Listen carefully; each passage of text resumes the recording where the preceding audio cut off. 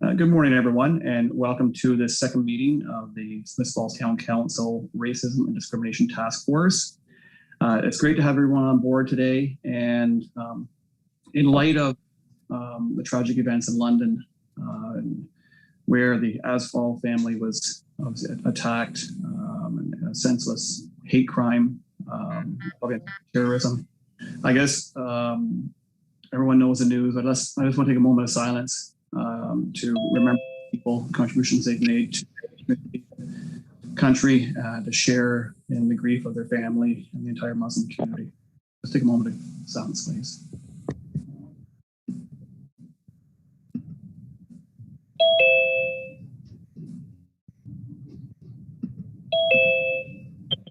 Thank you. I'm also going to take a quick moment to have people who are new, who missed the first meeting, an opportunity to give themselves a brief introduction so we understand a little bit about you. And Alice, we will start with you. Oh, hi. Good morning, everybody. Just apologize, I missed the first meeting for some reason. I work night shift, so just finished my work. My name is Alice Yao Wang. I represent Chinese and Canadian Heritage Culture Association. The president is Peter Au. I'm sure everyone is aware of him. Anyway, he recommended me to join this meeting as a member. Yeah, nice to meet everybody. Great, Alice, great. Good to have you with us. Looking forward to your participation. And Aaron. Good morning, guys. Again, sorry for the last meeting. My role primarily within the Smith Falls Police Service is Community Services Officer. So I'm that, if there's any issues in the community and vice versa, if we need to get that messaging out to the community, that's kind of I'm that intermediate person. Non-COVID times, I'm pretty out there with community events, public educations, in the school settings. I've done some work, a lot of work at SFDCI and all the other schools in our communities, as well as presentations for seniors, human trafficking, you name it. We do a gamut of presentations.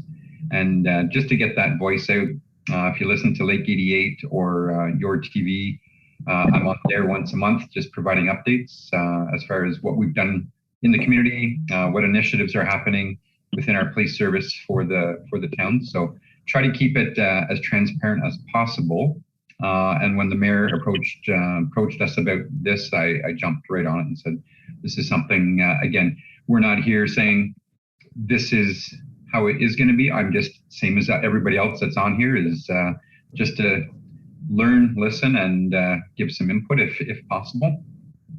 So very thankful to be part of this organization or this group or committee. And just so everybody knows, I probably sit on about 16 committees similar to this. So again, the community services role is very, very busy, and I love it and love our community. So you'll get to know me and how transparent that is. But one of my other secondary roles is, and this is what happened last week, is or last meeting, I'm called upon to cover the road, depending on calls for service and stuff. So again, if I'm not here, it's not because I don't want to be. And I was pretty on Nadine, said, can you send me the minutes as soon as you have them out, just so I knew what happened at the first meeting. So again, welcome everybody, and thanks for having me again. Great, thanks Aaron. And I think I was remiss last meeting in introducing Nadine Bennett. Nadine is the deputy clerk for the town. You probably all know her, familiar with her. She's the connection to all of you in organizing the minutes and the agendas, and a great resource. And Brianne Harper, you can't see her, but Brianne is there. She's I'll get your title wrong, Brianne, admin clerk, something like that, I believe. And Brianne is actively taking minutes and being involved in our meeting as well. So Brianne, thank you for all that you do. So I'm going to move ahead. We have Chuck Amanda, who's an Algonquin knowledge keeper, master new maker. And Chuck, we know you have a limited amount of time today, but if it's possible for you to stay on for a moment long enough to priority item 6A, where we want to have a brief discussion regarding us sitting on the unceded Algonquin territory, and would look for just a little bit of guidance there, if possible. If not, we respect your time. We also have Paul Miridu. Paul is a English History and Indigenous Studies ESL ambassadors instructor at SFDCI and an organizer of our annual powwow. So it's great to have these two gentlemen with us today. We wanted to discuss recognition and a moment to honor the victims of the Kamloops Residential School and to help provide our group with some guidance regarding our role in reconciliation, our role in helping to support our First Nations and Indigenous communities. So at this, I will turn it over to whoever wants to speak first, Paul or Chuck. Okay, well, I seen that I'm kind of pressed for time. I'll start. If you don't mind, I'll start with a little prayer. Yes. Okay, if we can all join our minds and our hearts as one, and we'll ask the Creator's guidance. Oh, great Spirit, whose voice we hear in the winds, and whose breath gives life to the world, hear us. We are small and weak, and we need your wisdom and guidance. Make our eyes ever behold the red and purple sunrise. Make our hands respect everything you have made. Make our ears sharp to hear the messages you have left for everywhere for us. And continue teaching us the ways of old and helping us connect our minds to our hearts so that when we do things or make important decisions, we come from a place of loving in our hearts. Give us strength, O Great One, not to be better than our brothers and sisters around us, but to fight our greatest enemies, ourselves, so that when life ends, our spirits will come to you without shame. So thank you. Thank you for your time. Anyhow, so we'll get right down to it. And I had a little discussion with Paul the other day about best way to proceed forward. And the thing that came to my mind was maybe the best way to move forward would be to implement the recommend that were set forth in the Truth and Reconciliation Commission. I mean, I don't know how long it's been, we've been put in a place as Indigenous people that we're to forgive. And these are the messages that were taught to us at an early age and based on the 7 sacred gifts and 7 sacred teachings. Our teachings begin with love, and through love, we find forgiveness. But as I mentioned to Paul the other day, at what point do we stop forgiving and try to move forward, and trying to get the anger, I suppose. But it always comes back to that first teaching, which is love. And with love, like I said, comes forgiveness. And so the only way that I would know, based on the teachings I'm getting from the spirit world and then listening to my grandfather all these years, was, let's get to know each other. And the best way I could figure it would be to implement more of these recommendations, And I mean, Paul, if you can help me remember what we were talking about too, because there was so much that we discussed in that half hour. Paul? Sure. Yeah, Chuck. So in terms of how those ideas of, starting with love, but then respect and bravery and honesty and wisdom and humility, and then finally you get through. Right, the 7 grandfather teachings you mentioned, and that that last one, the truth, right? In order, from what you were telling me, Chuck, in order to move forward, we have to know the truth of the past, but then we can't stay we can't stay stuck on the truth of the past, because the truth is only the step forward. That's correct. And we're taught that we cannot live in the past, and then we can learn from it and take the best things and move them forward. Like I had mentioned too the other day, is we can't live in the past. We can only live in the here and the now, which sets up a better tomorrow. And by living in the here and now, the reason why they call it the present is because it's a gift. And if we can take what we learned in the past, leave it in the past, forget about the anger and forget about everything else, and then just, we learn from it. We live in the best way we can today. By doing so, then we set up ourselves for a better tomorrow. Because tomorrow hasn't come yet, but we can kind of get a glimpse of it by what we're doing today. Yeah. And I started thinking about that as well. And then like there's so much we have to be thankful for, and there's so much that we've forgiven from the past, that at what point, like I said, do we start looking to tomorrow through today? And the only message that's really coming to my mind is you take the recommendations that were set forth in the Truth and Reconciliation Commission by Marie Sinclair, and we implement them to the best of our ability. And then after having gone through it, come to realize that it's not just about Indigenous people anymore. It's about all cultures. Because now if we get into the prophecy, my grandfather, William Commander, was a carrier of a special belt, and this predates contact, where it gave where we came from and where we were to go during each fire. It's called the Seven Fires Prophecy. And it talks about the seventh fire, which is where we're landed today as human beings. And we'd all come together on this Turtle Island. At some point, we'd be given a choice.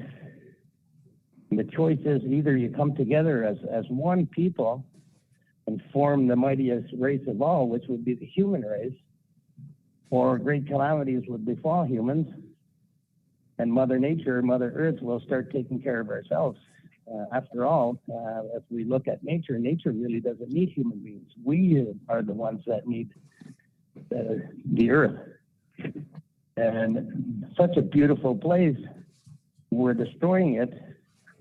I mean, it's literally we're quickening our own extinction. And so now we're like I said, we're at that crossroads during the seventh fire, where as people we need to come together. We need each other, and the best way that in the messages I'm getting is through those recommendations.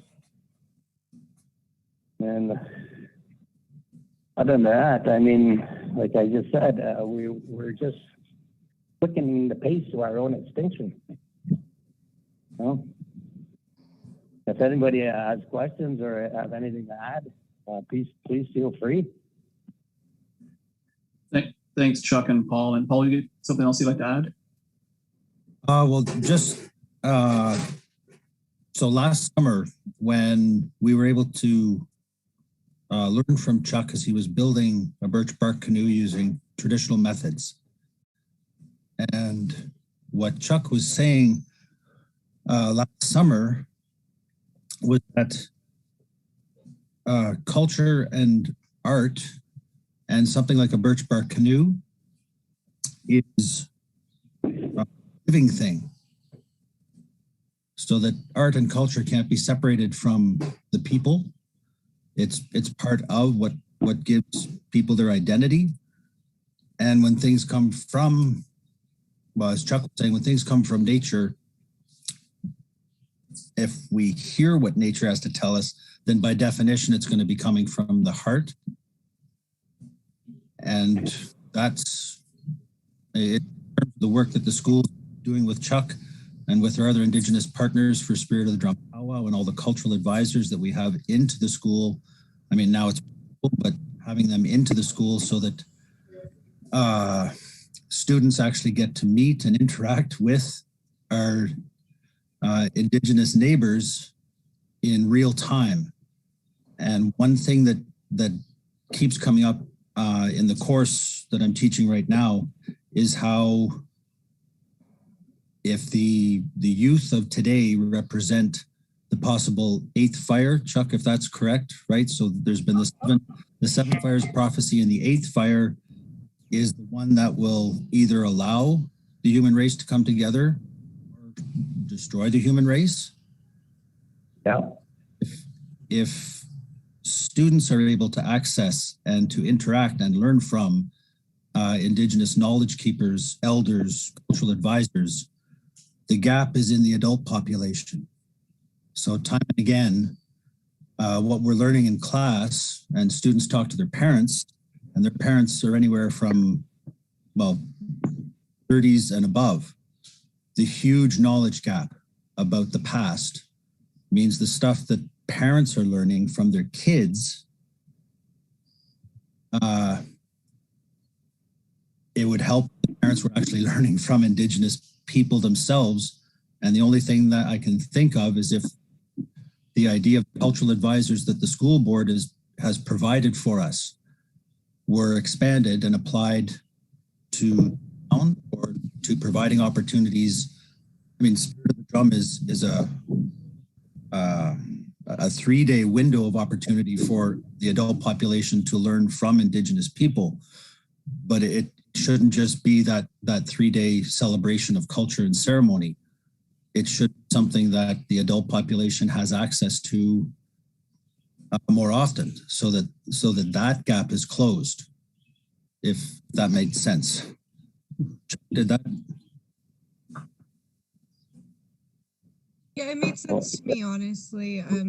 I find that most adults in my age range even have a hard time being able to identify with their heritage and culture without having, without having those representatives present within our community. I think it would be awesome to have them full time.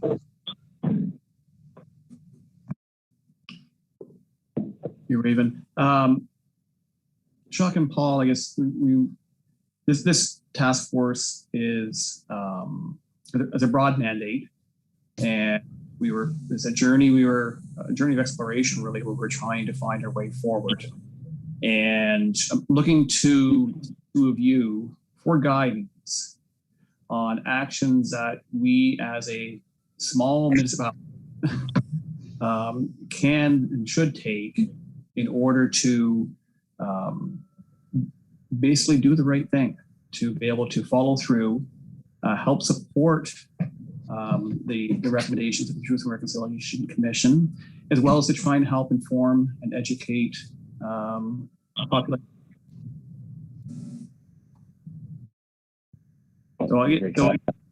Looking for direction, and maybe today we have limited opportunity to discuss this, but to leave that with you and look forward to having you future time, where perhaps you can even expand upon the actions that should be considered recommending to our council.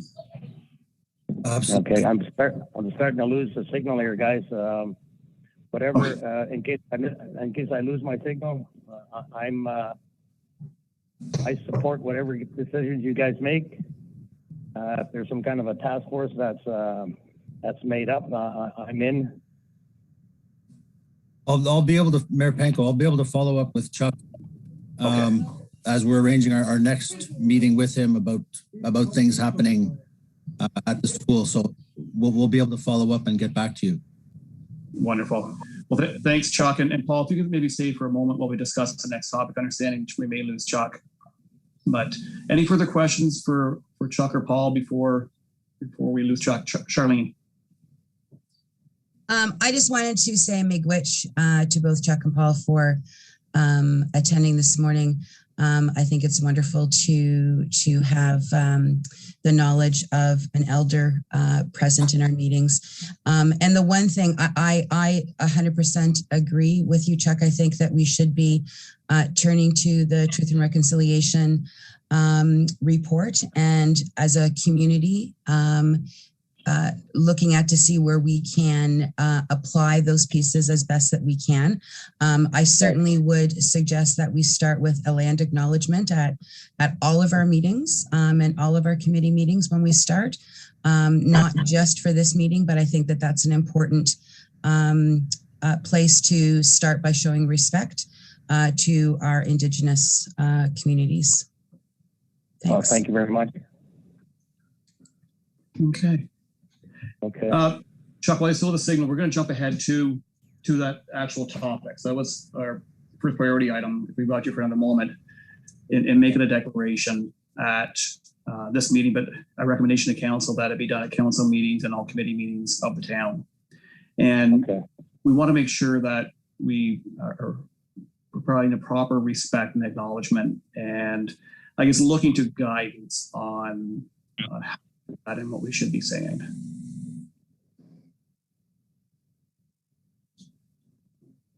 Well, that sounds. Yeah, sorry. There is Mayor Panko. There is the land acknowledgement that the board uses and that our school uses, which comes to us from Gail Brandt Terry and Bill Montgomery, and they're representatives of both the Mohawk and the Haida Nations at our board. So there's a land acknowledgement that we use, which has become the main one. So I can send that to you. Perfect. Yeah. Does that make sense, Chuck? That's terrific, Paul. I guess one more thing I should add there is, on my part anyways, when I come into the schools or do something with the school board, I always try to focus around the 7 sacred grandmother teachings. And it's really coincidental, or maybe it's not so coincidental, as when I did a canoe build with Sacred Heart High School in Stittsville. One of my main helpers became the school chaplain. And then we got to talking about these teachings, and then he says, Chuck, you realize that in a passage in the Bible, I'm not sure where, Old Testament, maybe in Genesis, he said that they talk about that they call them the 7 sacred gifts, which essentially were the same as the teachings.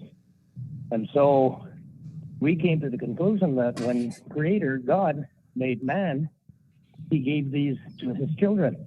Didn't matter what culture you were from, breed, race, whatever.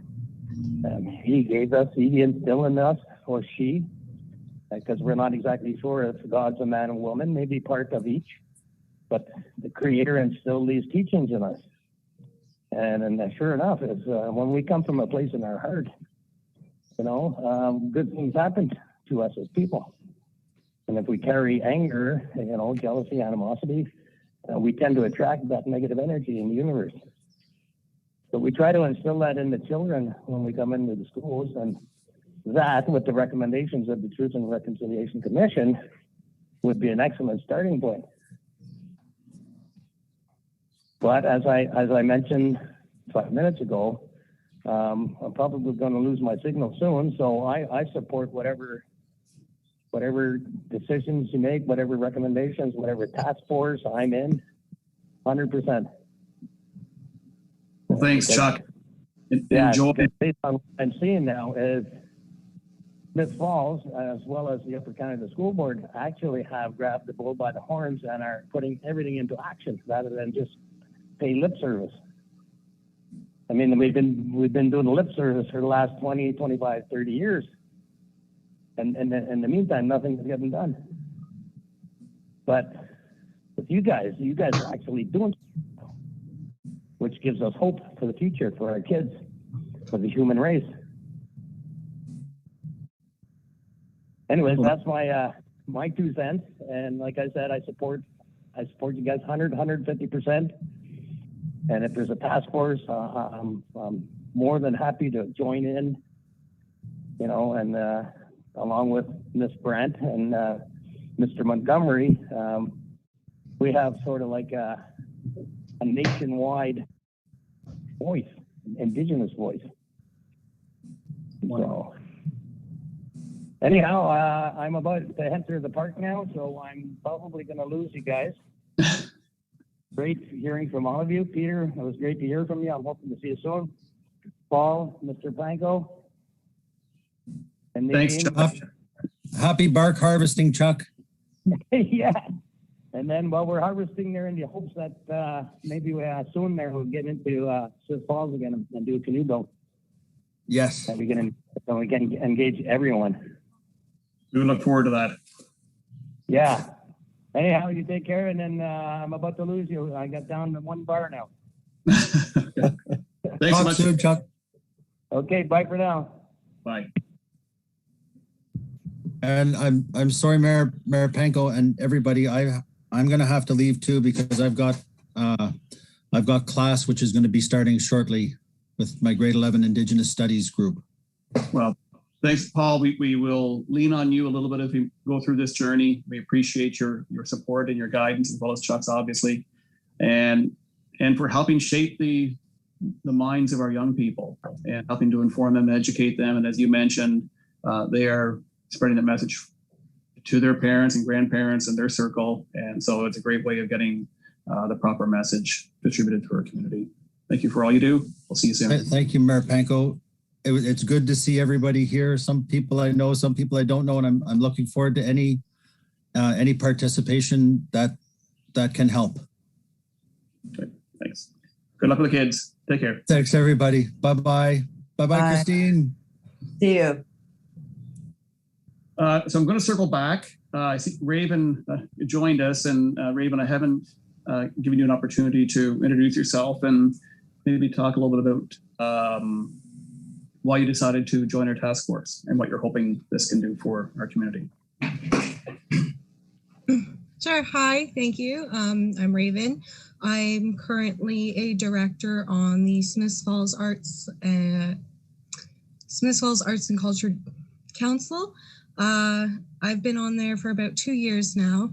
And what I'd like to see, honestly, in our community is just more information, more involvement with people as far as, as a community, bringing everybody together.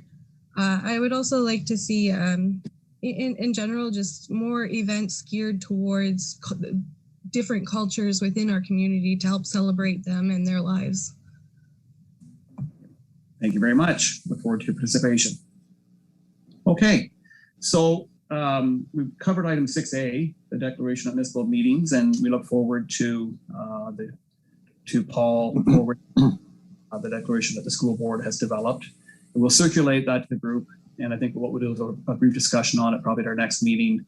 I assume the outcome would be making a recommendation to council to consider making such a declaration. So I'd like to follow our process and have an opportunity for that to come back to our group before we forward on to council. Also want to take a moment and review our mandate. And Nadine or Dave were able to bring up the terms of reference and share that on the screen with our mandate.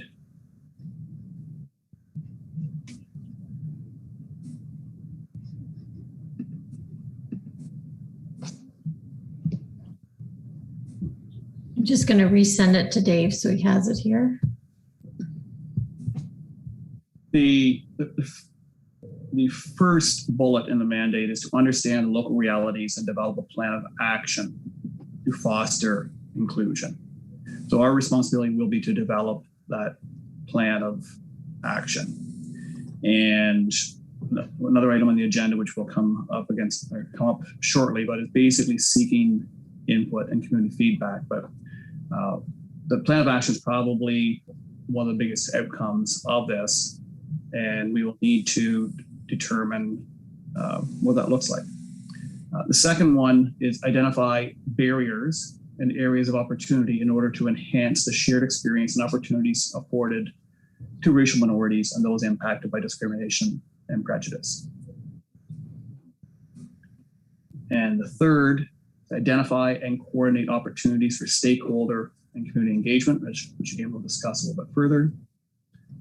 Fourth, provide input and recommend action on matters relating to anti-racism and discrimination initiatives, including education within the community. And I think we're blessed to have the Indigenous Studies program at SFDCI and to ensure that so many of our young people have the opportunity to get the proper message. The next one, to make a recommendation to council regarding membership and commitment to the Canadian Coalition of Municipalities Against Racism and Discrimination, or the Canadian Coalition of Inclusive Municipalities. Again, further on our agenda, we will get to that. And then the ultimate objective is increase trust, loyalty, and respect within the community by promoting greater equality and inclusion. So opening it up for discussion, excuse me, while Dave gets it up there, but thoughts, we would develop a work plan and we want to obviously seek community engagement, but thoughts on how we should shape this going forward. And if we begin with the end in mind, what is the outcome we want to achieve when this task force has finished its mandate?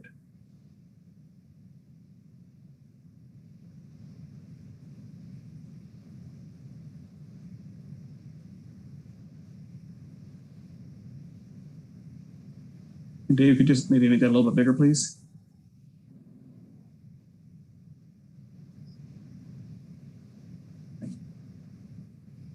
Yeah, and let me just scroll down to make sure the mandate is visible.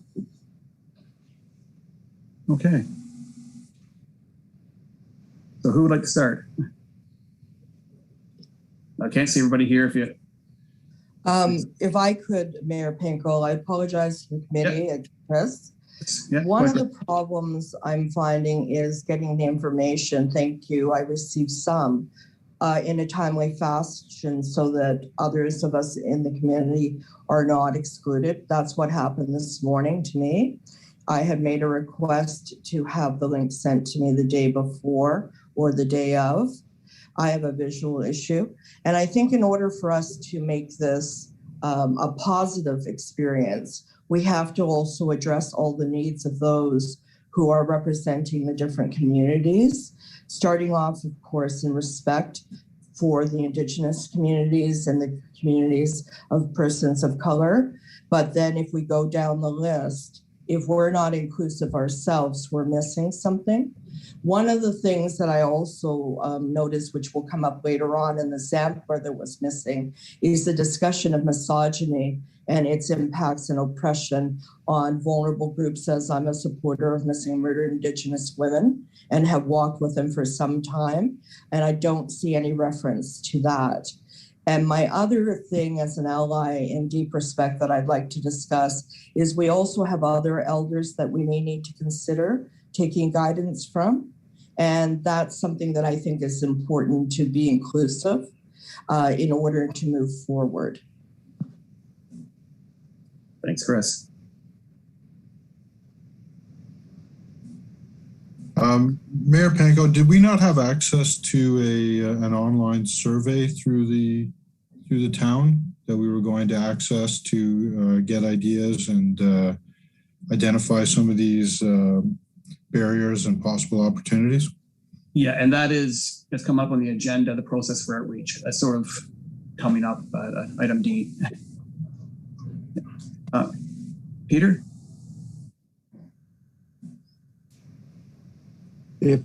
Thank you, Mr. Chair. If we, it'll be difficult to do this work and because Chuck talked about, and a number of you have talked about action. They don't, talking is good. Chuck is looking for action. The rest of us are too. I wonder, it will be difficult as a large group meeting via Zoom to get these things accomplished in a time. I just put it out to the group. Is there ways that we can, a small group would take one part of it, do some work, move it forward and bring it back for the survey, for example, or if someone wanted to. So that's my only thought, is it will be difficult. Maybe it's only hard for me, but to get this done through Zoom unless we're doing some work at another time in smaller groups, perhaps. Yeah, I would agree, Peter. I think it makes a lot of sense that we have a couple of breakout groups that can meet independent of a larger group to delve deeper into some of these topics.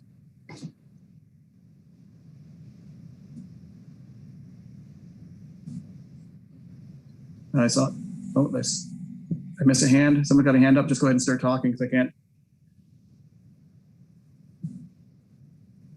If it's okay, the Sampler is one area that I think is very well done. However, I think it's missing some crucial pieces. And I think that ideally we will adopt that sample to fit the overall inclusion of the community that we're representing, hopefully a voice for, because we can't leave anybody out. And especially a couple of years ago, we witnessed misogyny in our community and we saw the effects of that. And if we leave out what is affecting even women who are even more affected by racism and discrimination on top of others, then we will be missing a very important, I think, piece of the work. And so as a result of my walk with Missing and Murdered Indigenous Women, I'm really feeling strongly that we have to amend that sample. It's a good starting point, but it's not inclusive enough, I think. Further comments there. I'd like to maybe put Charlene on the spot for your thoughts. So thanks, Mayor Panko. I'm wondering, is the question with regards to the mandate or with regards to the survey? So, well, the mandate, okay, and particularly to Chris's point regarding misogyny. So I think that certainly misogyny is an area that we need to look at and address. I think all forms of oppression. One thing I would ask the committee, you know, I think that we need to look at it's a very large funnel, right? And so whether we look at a long-term plan and then, you know, as Peter has suggested, take parts of that and have some committees to focus on those things, because I think that there's a lot. And I think that this committee as a whole, you know, we can get very caught up and or lost in the amount of work that has to be done, right? So, you know, I appreciate as an Indigenous woman, certainly to see, you know, our flags flying at half mast. You know, Shoppers has done a wonderful display for Indigenous Month when you walk in. I know that Janelle at Starbucks is doing something as well. And I think all of those things are wonderful. But now every time there's going to be another piece that's going to be added in there, right? So we have, you know, the tragedy with the accident in London that happened with our Muslim community. So I think as a committee, there is a plan that I think we need to put in place that's going to address the larger systemic pieces of oppression, discrimination, racism as a whole for our community. But I also think we then need to look at and make room for these pieces that are going to be coming in, because I think that we can be easily disrailed, certainly not by on purpose, but I think that we need to appreciate all of those pieces. I think misogyny is certainly an issue. You know, I work with, you know, women in violence. That's my passion in my life. So it's, you know, in the forefront, obviously, from every lens that I look at, you know, how I walk my life and all of those pieces, as well as from an Indigenous point of view. So I think that, you know, in our community, we have a number of layers. And I think one of the pieces we need to discuss is what do those layers look like? I think that when we talk about, you know, racism and discrimination, the first place that people go to obviously is ethnicity. And I think that across the board in our community is changing rapidly. And I think that that's great. And I think that we need to ensure that new community members coming to Smiths Falls feel as welcomed as people who have lived here all their lives. But I also feel that there's a number of layers that are underneath those things, right? So different forms of oppression, whether they are, and discrimination, whether those are seen or unseen disabilities, whether they are religious-based, whether they are, around misogyny and feminism. So I think there's a lot of work, and I would like to see us somehow be able to create some funnels of how we can look at all of those pieces. Great. Thanks, Charlene. We discussed earlier at our first meeting a broad mandate, and Charlene, you've captured that very well with your comments. And what I think we will do subsequent to this meeting is we will probably create 2 or possibly 3 breakout groups. We can work, Nadine and I will work together in putting together a couple different, 2 or 3 different groups that would need for areas of focus. And then in all probability, we'll keep our time slot for 2 weeks from now, but we'll end up having maybe 2 or 3 different committees, breakout groups meeting at that time, and then go back maybe 2 weeks after that with our regular task force meeting. I think that may enable us to get some things done and move certain areas forward in a more organized fashion. Other thoughts on the mandate before we move on? I was just going to say that we've used listening sessions at Starbucks. I think they're very impactful, and it helps people that identify in specific groups to really be the voice and vocalize the change that they want to see happening. And then it also helps allies to understand and come from like a more supportive angle. So creating space to just listen to people as things happen. So whether it's the Indigenous community right now or Muslim community, like we need to listen. And I think somebody spoke so beautifully in the Indigenous session that I was in, because it started with a lot of allies speaking up and saying, it hurt to hear. Like, it was really sad. It hurt to hear. And then somebody within the Indigenous community spoke up and said, if it hurt to hear, imagine how it was to feel and go through that, and to acknowledge that. And then as an ally, for me, it was like, how do I show up and become that change? What can I do? And I needed to use my resources to really reach out and listen. And that, so creating the space to listen and not just, close the computer and say like that was unfortunate, but to do something about it is important. And then I also see the value in coming up with a calendar. This month has been very heavy to focus in on inclusion and diversity, because there was a lot going on. We have Indigenous History Month right now. We have Pride Month.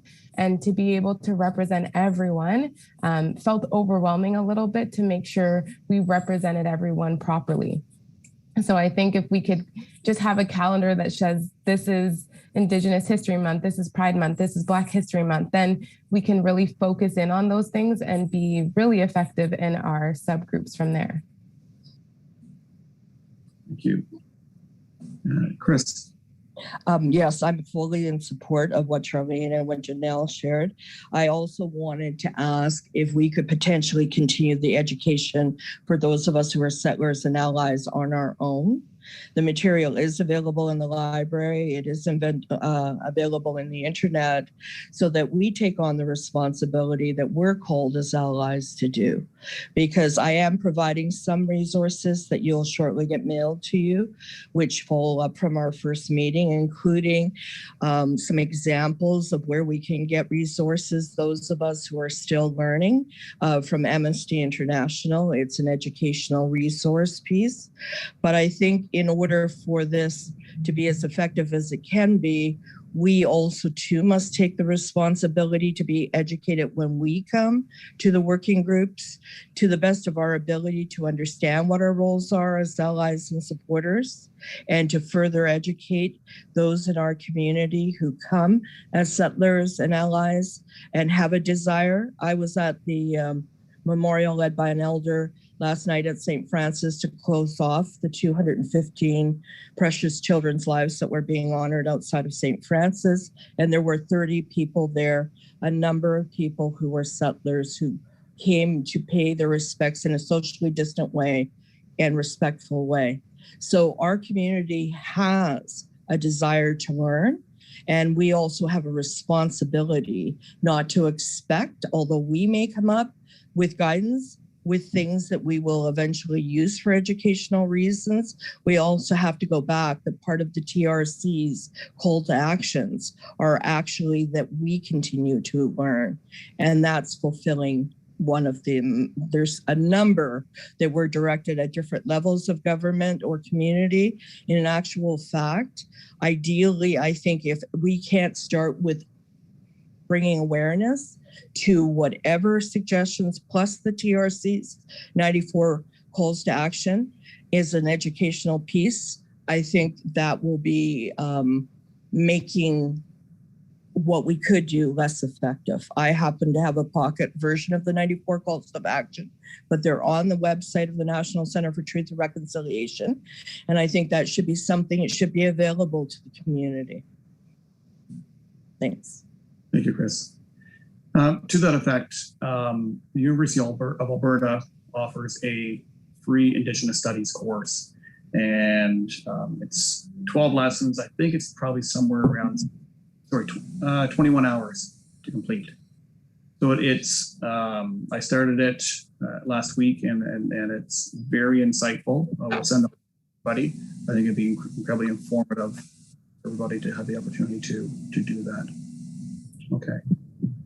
So the I think we've got the mandate hammered out, and I think now we'll work behind the scenes to put together a couple of groups, and hopefully everyone will have an opportunity. But we'll send out the information and see which group that everyone would want to participate in. Okay, the Canadian Coalition of Inclusive Municipalities, and this. I think Dave is going to be able to put that up. There is basically a declaration, and what I'd like this task force to discuss right now is the merits of the town moving ahead and joining the coalition, and which would mean signing the declaration. And Dave, if you can pull up the declaration.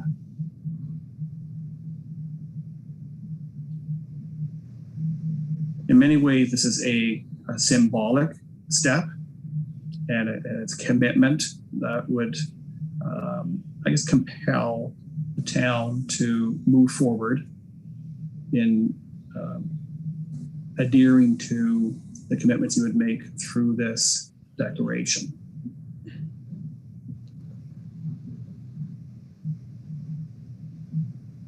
Dave, make that a little bit bigger. That's or scroll. Is that all? We've got it all on the screen or not?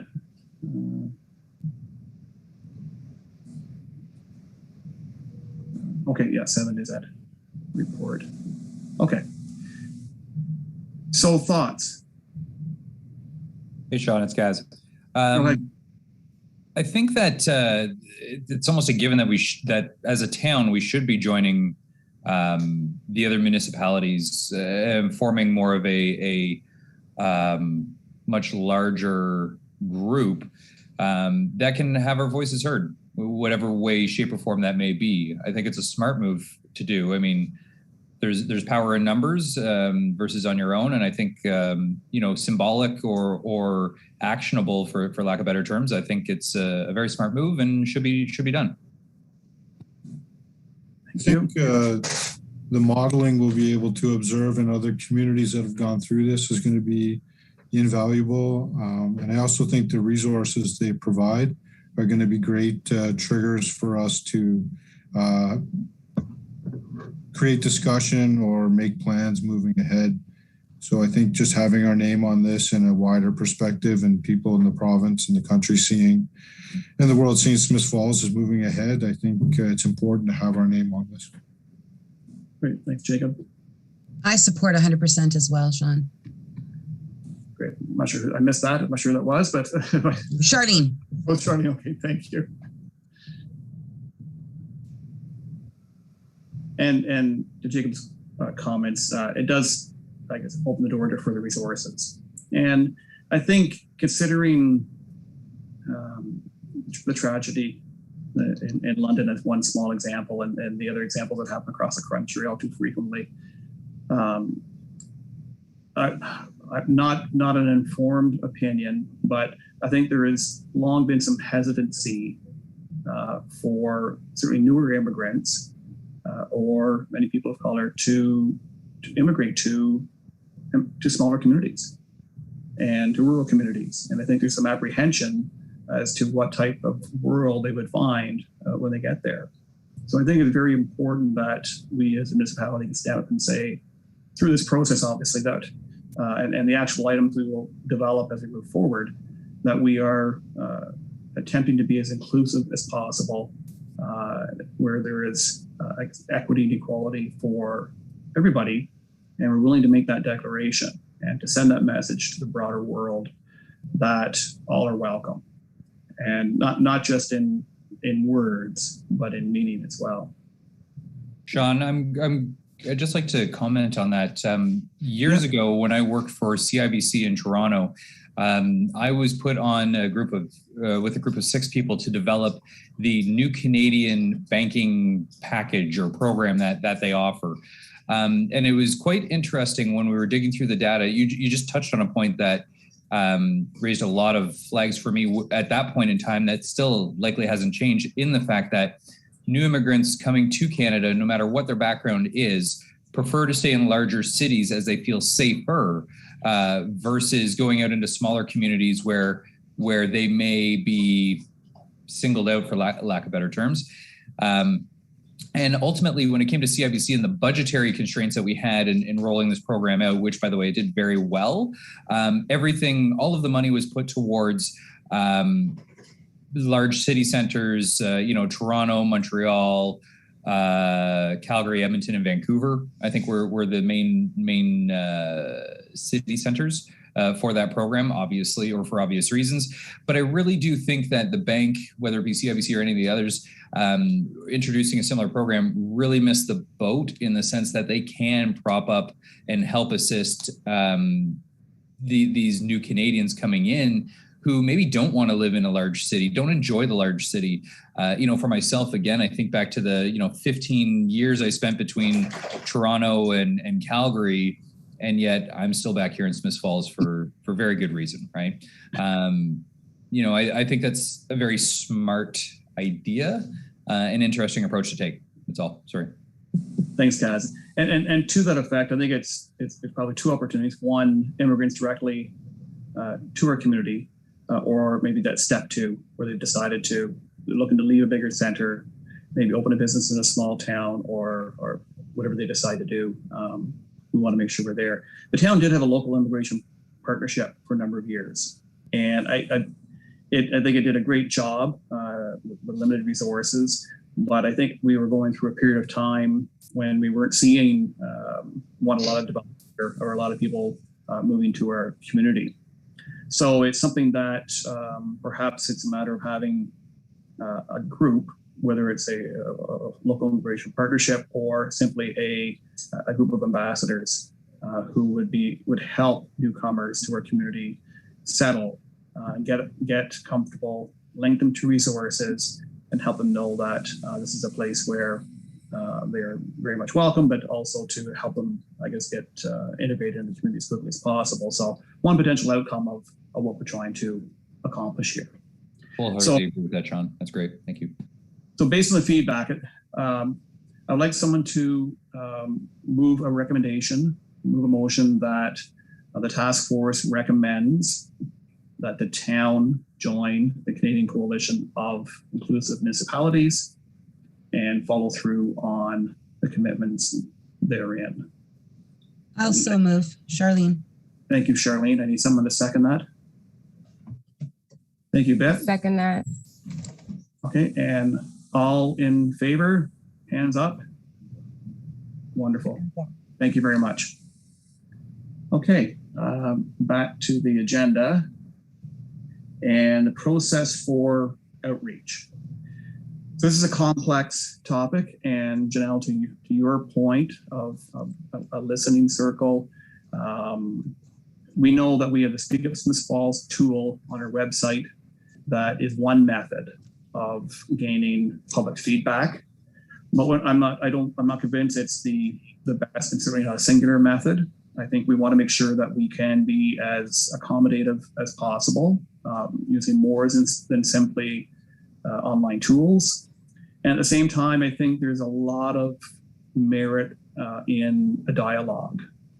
And I think it's difficult for people maybe to truly express themselves from simply going online and writing what their thoughts are or filling in a piece of paper. So I'm looking for feedback from the group as to what you believe are the best methods for us to reach out to our community, to gauge and understand the impacts on their lives that they have faced based on racism, discrimination, misogyny, all the factors, and help guide us in moving forward. So, Aaron, you got your hand up? I was just going to suggest, as far as, so we have our town resources on our town websites. But what about the real estate marketers, reaching out to the realtors, because that community are bringing potential newcomers to our communities. And if we educate them and say, hey, we have this coalition signed, we have this working group, we want to make sure everybody's included in our community. So I thought that's a great way to spread maybe some of that.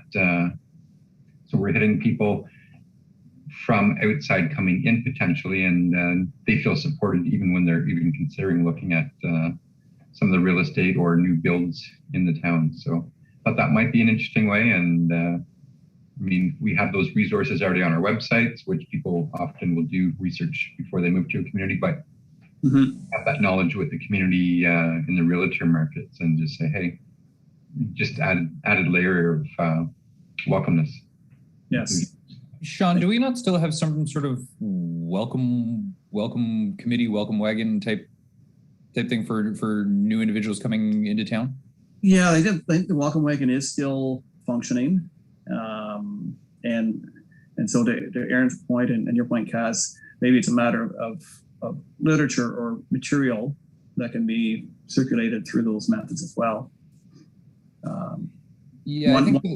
Sorry, I was just going to say that I think something along those lines and in collaboration with some of the large employers that these individuals may be coming in with. So combining with the real estate, the large employers, whether it be Canopy or who have you, I think would be an advantageous plan just to connect everyone together. Yeah, great point. Michelle? Hi, Sean. Is this for engagement for persons new to Smith Falls, for newcomers to our area, or engagement of the community as a whole regarding our purpose? Well, I would suggest both, and looking for feedback from the group here. We want to make sure we are, I think, as broadly based as possible.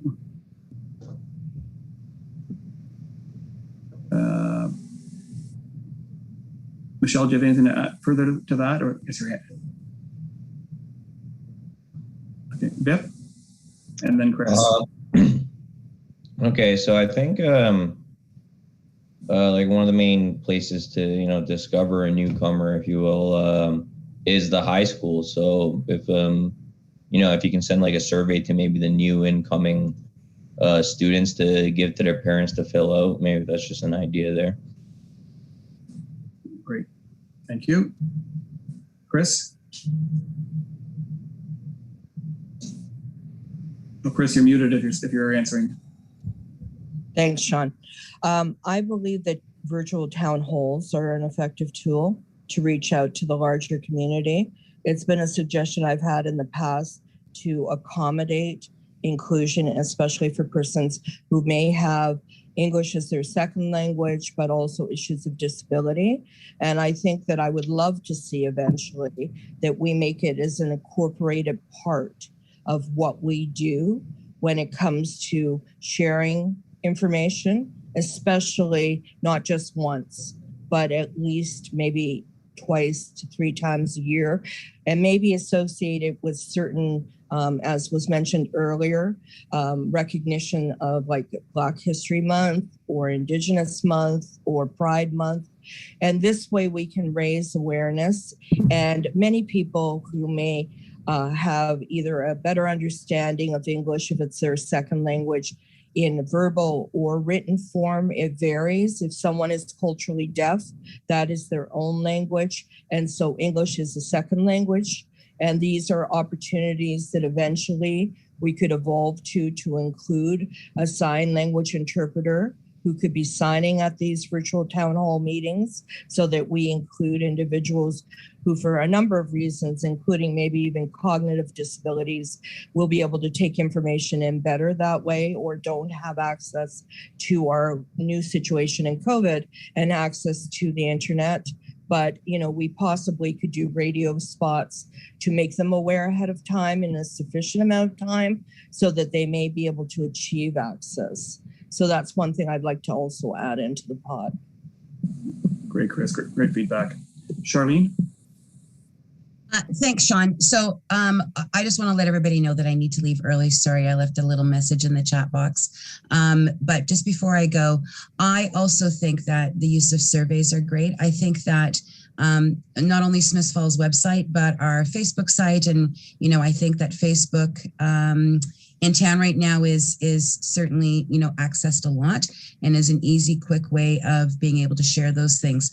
I like the idea of town halls and virtual town halls, but I don't really necessarily feel that everybody wants to necessarily step forward and talk openly in that type of forum. So I think that we need to really look at as many ways as possible to reach as large a population as we can.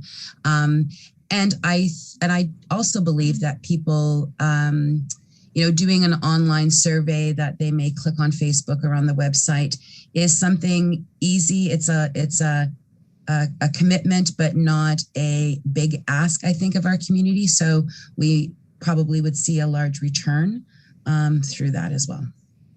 Thank you. And I apologize that I need to go. Well, thanks, Charlene. I'd also like to add on, the surveys being anonymous, I think is quite important, given the I don't know, hesitation, I guess we'll say, for a lot of people to come forward. So good mention on that, Charlene. I just wanted to kind of piggyback.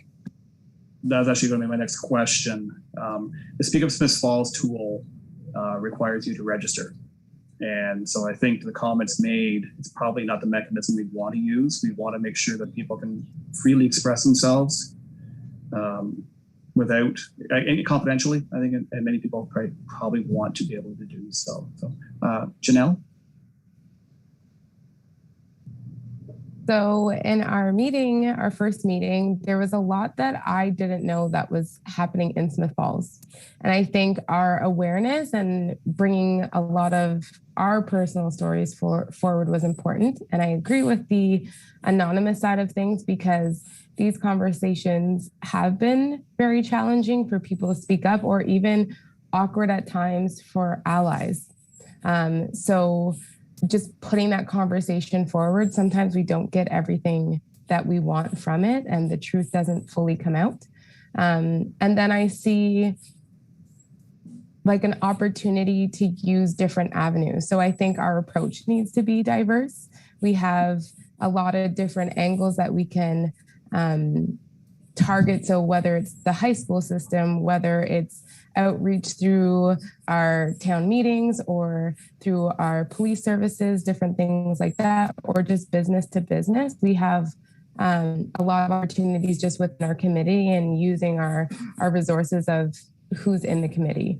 So I would say our approach would need to be a little bit more diverse, and then have a consistent message. So if we had a platform to keep all of our resources, so if it supported newcomers to Canada, or just resources around what you said, Mayor Panko, about the Indigenous course that's free that anyone could sign up for, anything like that could be in one area. And then we would have that ability to tap into it and partner with somebody. Like if a situation arose and the police were involved, they would be able to have those resources readily. Same with if there was a town meeting and something happened, like here are all the resources that we can support with. So I think it still needs to be a diverse approach, but have all the resources in one place.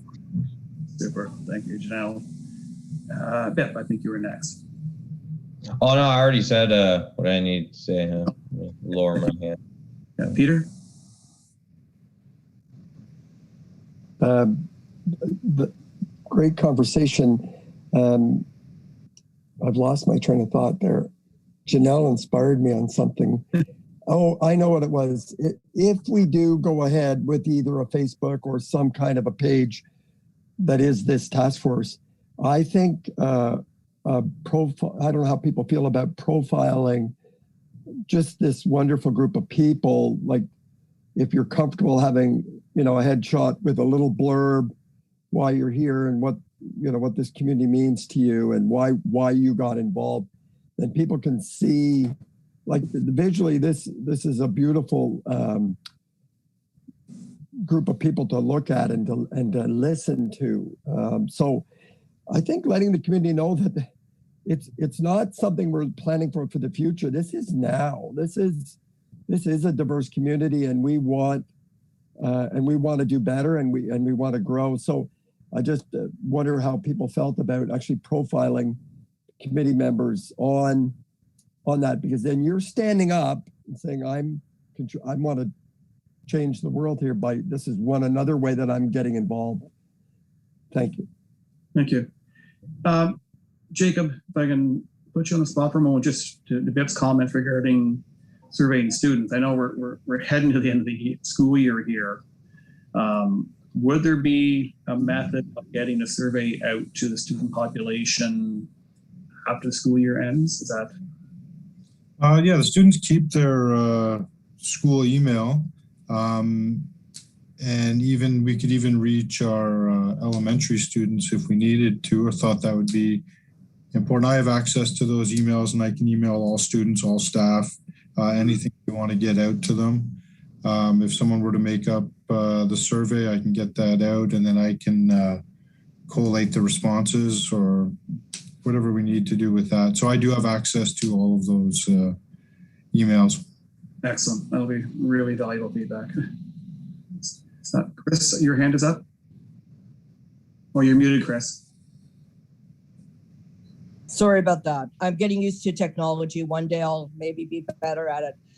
So I've been reflecting on the 94 Truth and Reconciliation calls to action this morning before I came to the meeting. And another area in deep respect that I think we also have to acknowledge is anti-racism training for our local police department and how that will move forward. And I think that's something that our task force could have important feedback for, because of so much trauma taking place in a number of communities. And I have heard many stories based on loved ones that I walk with. It is an area that they have expressed that they have concerns about. And in the calls to action, it does talk about this as one of the things that I think is crucially important for us to address in the work that we do in the task force, especially because unfortunately, a lot of times things are changing now where police are not necessarily sent for mental health reasons.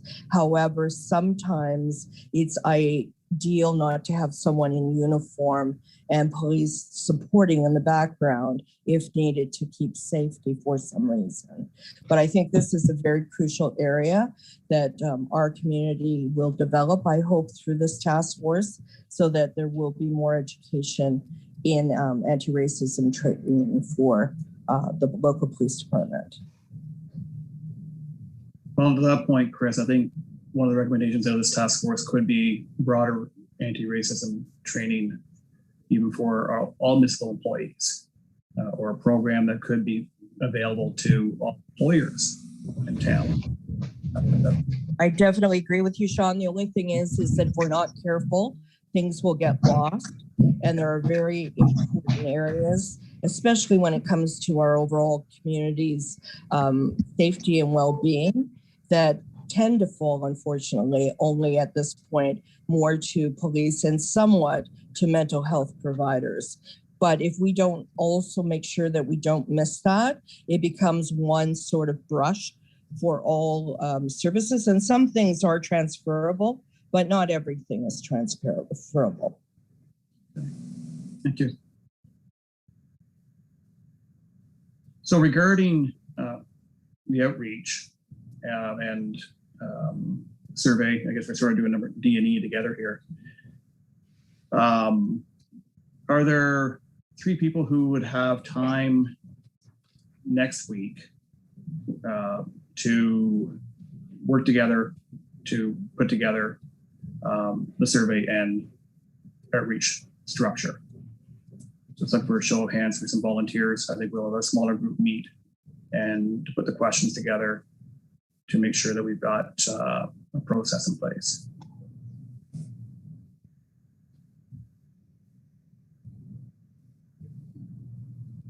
Oh, sorry, I think who had their hand up? Jacob and Janelle?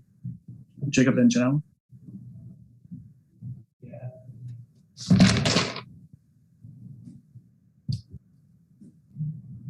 That works fine. We can find a time to meet and probably get that done pretty efficiently. Okay. And Sean, I would like to be part of that if I could. Okay, and then Janelle, you putting your hand up for the same reason? Okay, well there's 3. Oh, Peter, are you speaking too? No, I saw Raven's hand up. Oh. Early on, or a thumb up anyways. Sorry. Raven? Yeah, I'd be interested in helping if you need another person. Okay, well, let's go with 4. That sounds great. So we'll coordinate that sometime next week, Nadine, to put that together. Okay. Okay, so I think we've covered D&E fairly effectively, and going to F. Simply monument is the title, but Chris, I think you can expand upon what your thoughts are. Yes, it's one of the 94 calls to action that had been mentioned in the recommendations of the TRC. We created a small version in the community through the town and the library earlier on with the section that supported residential school survivors and honoring them. But I think now with the 215 plus children, and I don't think that the monument, if it represents children, has to be just representing one group of children. Probably ideally it would represent all children in some way. With our new park plan to expand and change it, my suggestion was us to think to create something in the park with maybe a small plaque or some form. This is just an initial thought, so please feel free to think about this, that would be honoring of the children as well as be useful to the children of our community. And I think that that would be a really good way to create a memorial that would be of use to our community, yet a learning tool that's not too overwhelming. Thanks, Chris. I'll look for feedback, questions, comments. So the town is in the process of developing a town square. You probably know Daniel Street is between the library, in front of the library has been closed. There'll be a bandstand going there, and we're redeveloping that space. But Chris's suggestion is that we create a memorial in that space. Chris, correct me if I'm wrong, but I think based on is that the recommendations of the Truth and Reconciliation Commission. Right, which would refer to residential school survivors, yeah. So the children that have just been found. But I'm not limiting, I believe in inclusion. So if anyone else, because we know there are stories in many communities where children have been unfortunately either found or lost due to violence. And so I think it's really important that we think about that, and whether or not we want to make it overall inclusive of other children who may have been lost, because unfortunately residential schools were a form of violence. And so it would be a way to honor the children with a small plaque, but create something that is actually educational and not frightening, and possibly usable by creating something that children could either play on, or a bench when times are better, whatever we think based on what we have to deal with going forward. But I do think at this point, we're long overdue for honoring that call to action. And they were never meant to be one level of government, as I said earlier. So we could be visionary and proactive by including that at this time. Okay. Feedback? Peter? It's a really interesting idea, and thanks, Chris, for raising it. It's been going through my head since we've talked about creating a gateway into our community. That's the term they use, at prominent locations where you actually welcome everyone and say something about your community in that gateway, monument, structure, sign, whatever. And there's the Rideau Canal, and the history of the Rideau Canal kept coming up as one of the features that we could possibly include in that. When you look at that, one of the stories that isn't told is of the Chinese Canadians who were brought in to work on the canal. And I know there was a lot of Irish as well, but there was a very diverse group of people that helped build that canal. And again, it's ways that you can acknowledge our heritage, but it being inclusive. And monuments are one way.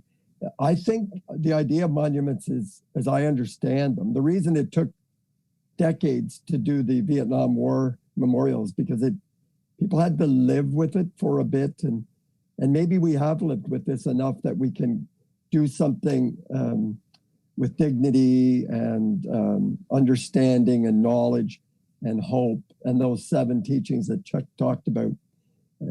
I think I wouldn't pick a location yet. There are a number of monuments around already that acknowledge some of what we're talking about. There's a plaque outside of the Rideau Regional Center on some of the acknowledging the violence and some of the nasty things that happened there. They updated the war memorial to included Sikh members from Smiths Falls who fought in the war and were never really placed on our war memorial. So we have been updating our plaques, and I don't know if it's one or if we feature more. So it's a really great topic, and I'd like to continue having this conversation.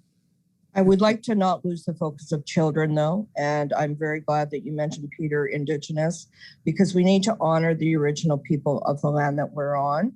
And so if we do go forward with this, it also needs to make sure, I think right now with the 215 children plus, and there will be likely more graves found, if we do not remember this, we'll be constantly in a state of grief and trauma.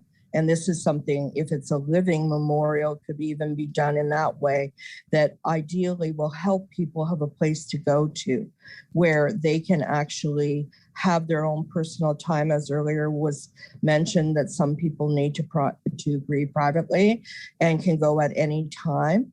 And it's a statement overall, but I really don't want to lose the focus of children being key to this. That's just my opinion, but I think it's important. Thanks, Chris. Beth, and then Janelle. Thank you, Sean.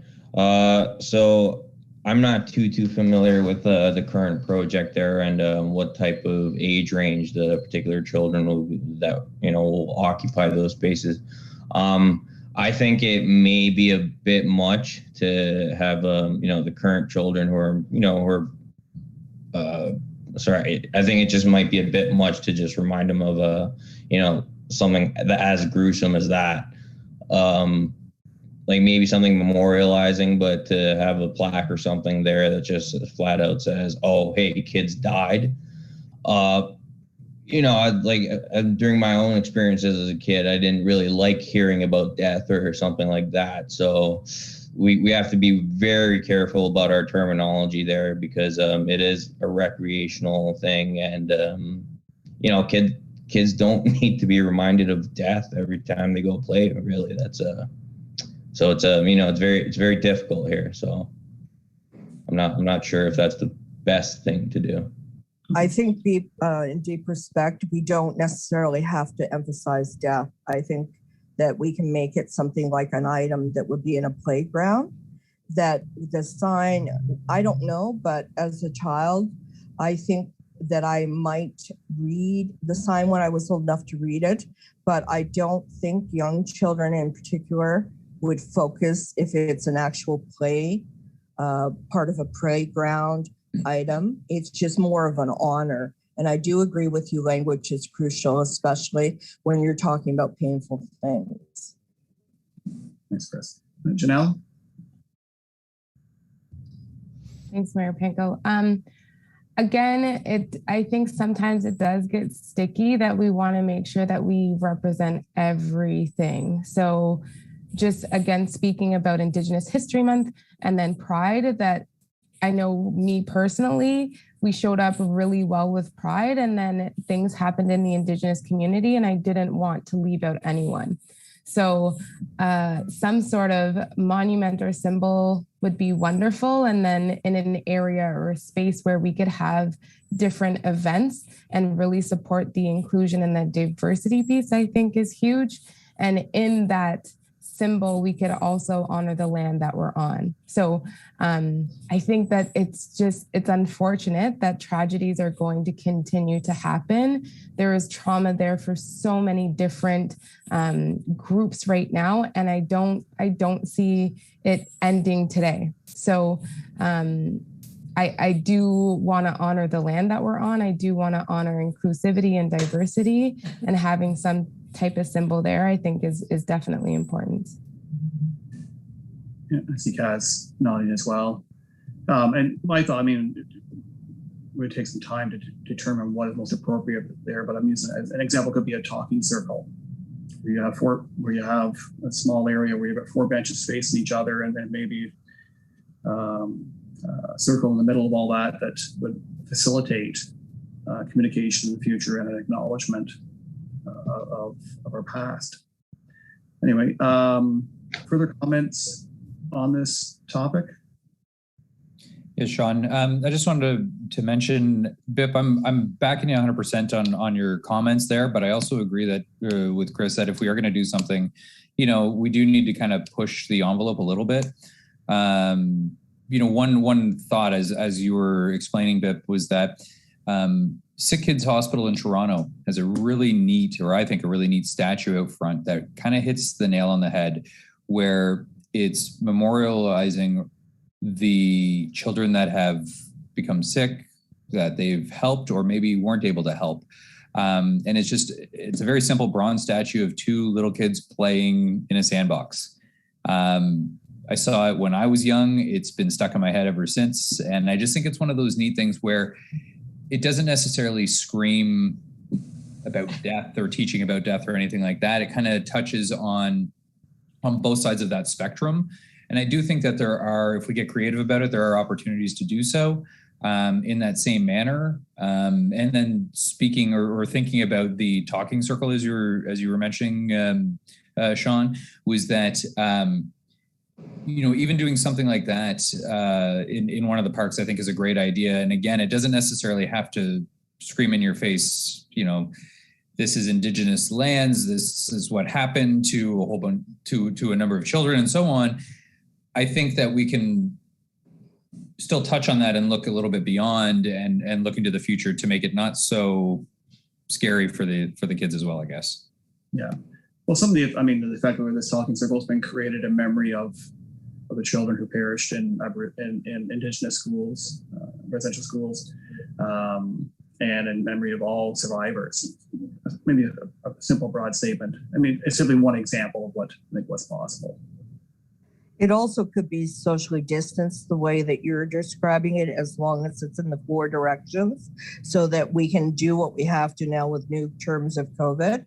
But it will be ideal to help people who are elderly in our community, moms with children, as well as persons living with disabilities. If you created an image like that is one thought. And of course, I'm aware, because I do live with issues of disability and I've advocated on behalf of that committee. I know community. I know myself that I'm struggling these days because of the new outlay. So to be able to go to a spot there and to know that I could sit down, ideally somewhere connected to our main areas where we need access, like for food and basics, would be a good thing. But over on the Victoria Park side, I'm thinking, might be a thought, because honestly, I'm struggling just to get around town now because of the changes in the new phase.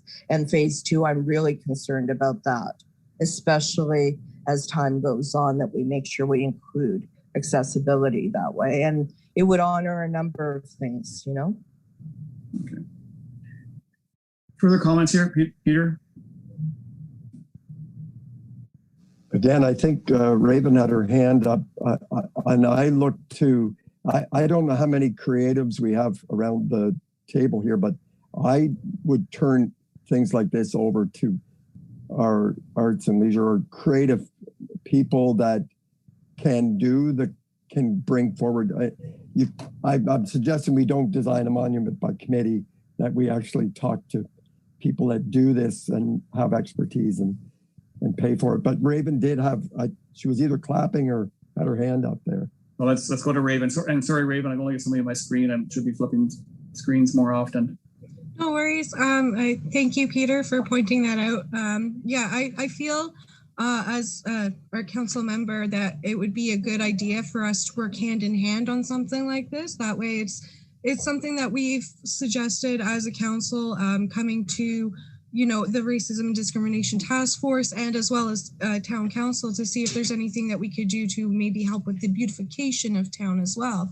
So I feel like this would add to that in that sense. I feel like we also have resources as far as artists go. We have the metal worker who did the monument in Victoria Park, I believe it is. It's like the big thing by the waterfalls is, I think it's really cool, intricate abstract design. But I feel like we can definitely pool our resources together and come up with a good idea that is not only inclusive of everybody, but also speaks to certain atrocities, so that way they can be addressed properly. So, Raven, thanks for speaking up. And perhaps a good step forward for this concept would be to request that the Arts and Culture Council dig deeper or consider potential memorial/monuments for our community to firstly recognize residential school survivors and those that passed, as well as the Truth and Reconciliation Commission, which is obviously broader, and any other mandates that may be considered. Does that sound like an appropriate step forward, everyone? Yes. But if that's the case, can I have someone just move a motion that we turn this over to the Arts and Culture Council for insight and feedback? I'm willing to move the motion. Okay, thanks, Raven. Someone second that? I can second. Okay, thank you. All in favor? Okay, great. Thank you. Okay, that's it for the agenda items. A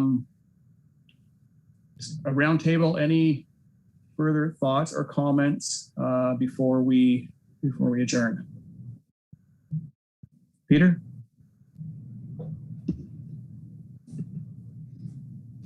I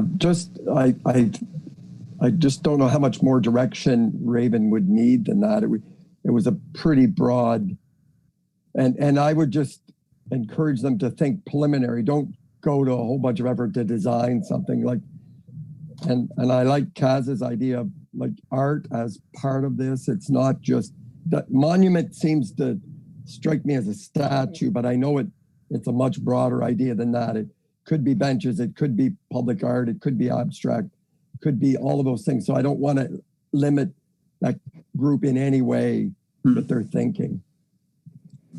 And I'd like to make sure that it's living and useful. Like, I think that whether it's to provide children with an opportunity to play, or accessibility for those who have children who might need a place to rest, or elders, or persons living with disabilities, I think that's an important part to include. Okay. Thank you. And Raven, perhaps it would be appropriate that you could touch base with Chuck and Paul to seek feedback as well when it comes to the discussion we'll have at the Arts and Culture. Okay. Absolutely. Thank you. Thank you. Okay. Michelle, you have your hand up? Yeah, I just wanted to say there's been some really, I'll say tough conversations today, but I think hearing people supporting each other and building on the words that have been said have been really pretty helpful. And the idea of a monument, Peter, you're right. I think it may be a little limiting in the verbiage, as opposed to it being a thing. It may be a space. It may be, it could almost be anything. And I don't know that we want to limit the folks, but by limiting it and making it it could be a creative exercise that comes up with something really innovative and unique for the town of Smiths Falls, which I think would be really wonderful as well. Thank you, Michelle. Raven's nodding, she's got that.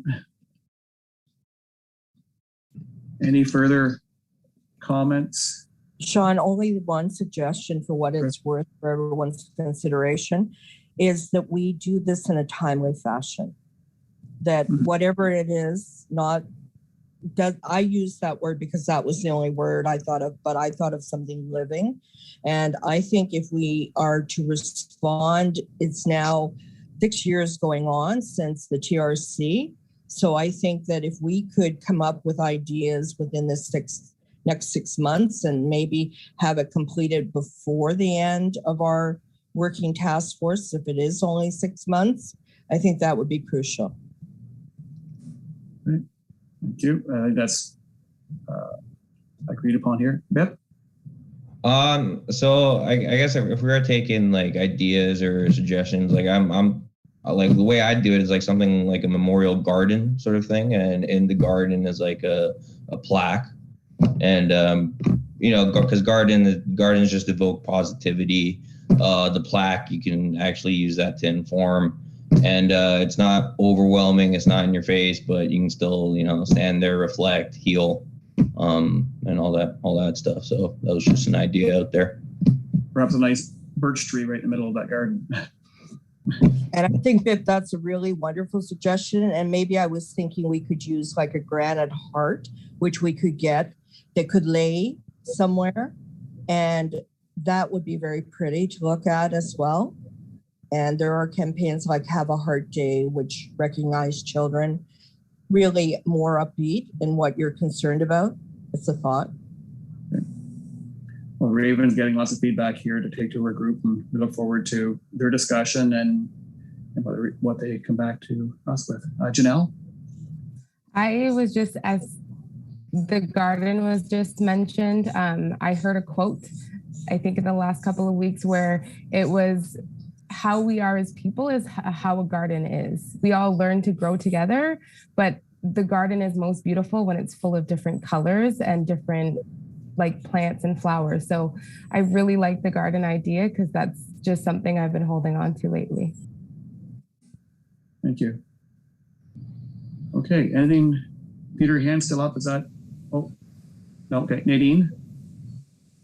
I just wanted to thank everyone for the great discussion today, and we'll capture all that in the minutes. And Raven, I'll send you the details from the minutes just so you have it, as well as the motion.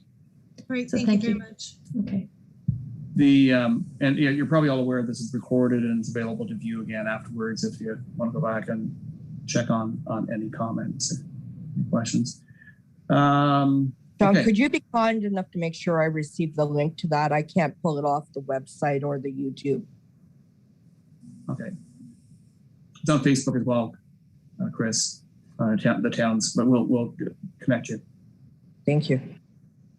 Okay. Anything further? I don't see. Yes, Alice. Okay. In terms of some garden, I have some different opinions. If any one of us have ever visited Upper Canada Village, you probably remember there's like a campground that's showing how military soldiers lived with some images.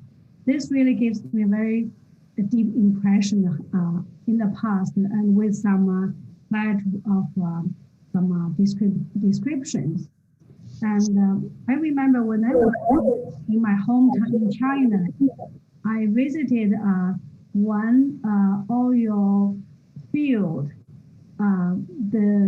In that field, the oil comes naturally from the ground with the bubbles, with a kind of well kind of thing.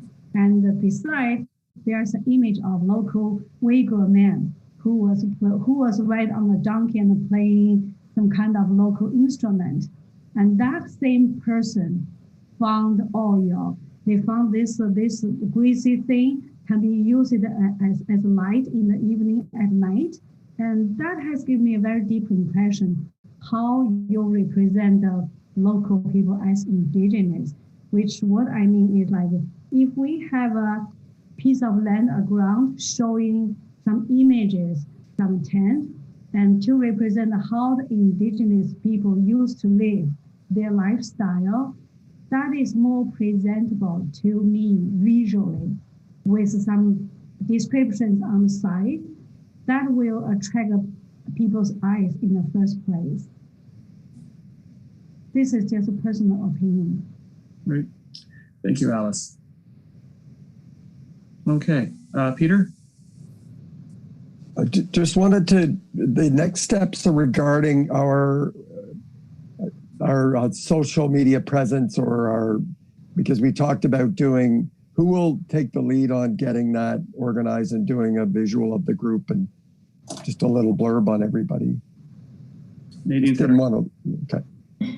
Yeah, I certainly don't mind doing that. I was going to mention it, and I know it was hard for the mayor to see everybody, but I was going to mention we do have a web page for committees and boards, and perhaps it's something that we can focus on individual pages and put it there, as well as I know that the local press will probably assist us in anything. So I'll reach out to everybody. Yes, we will. Peter, perhaps you and I, Nadine, can connect and help develop that. Okay. So we're going to have the breakout group is going to work on the outreach and the terminology for the questions and everything like that.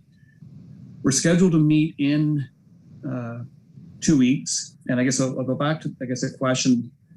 Do we want to put together small working groups on the various subjects so we can delve deeper into the mandate and in 2 weeks, and then meet again as a full group in 4 weeks? That sound reasonable, or do you want to meet as a full group again in 2 weeks? For me, it would be great the way you just presented it, Sean, because I'm personally going through some grief with what's happened. So by being able to work in a working group, if somebody will take mercy on me and send me the link for the Zoom meeting for the working group, and then I think I would be in a better place at the 4 week mark, but that's just my opinion. Okay, good. Agreement? Yeah, okay, perfect. Okay, well, thanks everyone for your time, your attention, your participation, and your wisdom and insight today. We'll get the breakout groups organized shortly, by early next week, and then we'll plan for that meeting 2 weeks from now. So thanks again, everyone. Enjoy the sunshine and this beautiful late spring day. Take care. Thank you.